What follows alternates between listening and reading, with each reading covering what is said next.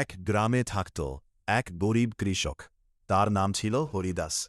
সারাদিন মাঠে কাজ করে সে কোনোভাবে সংসার চালাত। তার এক ছোট ছেলে ছিল, নাম রাহুল। রাহুল ছোটবেলা থেকেই গ্রামের মানুষের কষ্ট দেখত। গ্রামের অনেক গরিব মানুষ টাকার অভাবে চিকিৎসা করাতে পারত না। কেউ অসুস্থ হলে শহরে যেতে হতো, আর অনেকেই চিকিৎসা না পেয়ে মারা যেত।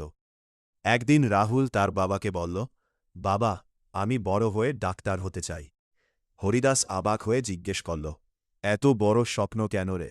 রাহুল চোখে জল নিয়ে বলল, আমি গ্রামের গরিব মানুষদের ফ্রিতে চিকিৎসা করতে চাই বাবা, যেন কেউ টাকার অভাবে কষ্ট না পায়। ছেলের কথা শুনে হরিদাসের চোখ ভিজে গেল। সে আরও কঠোর পরিশ্রম শুরু করল। দিনের রোদ আর রাতের ক্লান্তি ভুলে শুধু ছেলের স্বপ্ন পূরণের জন্য টাকা জমাতে লাগল। বহু কষ্টের পর রাহুল ডাক্তার হল। ডাক্তার হওয়ার পর সে শহরে না থেকে নিজের গ্রামেই ছোট একটি হাসপাতাল বানাল। সেখানে গরিব মানুষদের বিনামূল্যে চিকিৎসা দিত। একদিন হরিদাস হাসতে হাসতে হাসপাতালের সামনে দাঁড়িয়ে বলল, আজ আমার ছেলে শুধু ডাক্তার নয়, মানুষের ভগবান হয়ে গেছে।